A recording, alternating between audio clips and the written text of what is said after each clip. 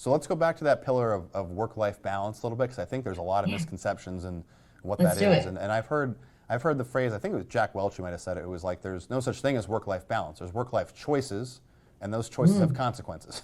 So kind of like real quick, let's kind of cover that one and maybe sort of demystify it for folks if we can.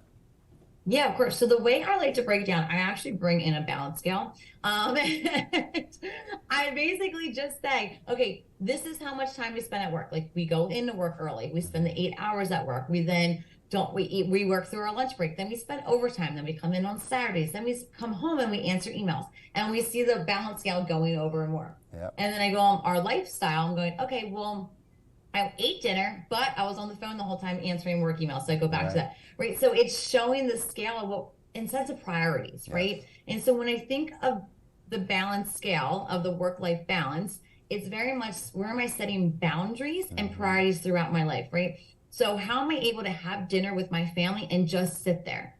Right. Well, if you're given 8 hours a day to do your job, why are you not getting it done in that 8 hours that you have to work later? Right. Right. Right? So let's start there. What's happening there? When I'm working on the weekends and I'm not, going to being with my family, why? Right. Right? So setting those priorities and how in that boundaries, because I set those standards, right? So it's Yeah. having that conversation with myself. And also when I bring it to the team, it's really going, okay, does the manager really want this? And what does that look like, right? Right, right. So again, it comes back to that communication piece that you My mentioned, right? good old word. What's being communicated to me, and do I understand what the expectation is? So really, I think, Wow. and not to get too deep into it because we're limited on time, but for work-life balance, like you mentioned, a great place to start for folks is understanding like what are my boundaries, what are the expectations for me and my role at work, and do I really need to be like on my phone that much and answering emails and things like that? I think just like the 1 to 5 minutes, that's a great place for folks to start.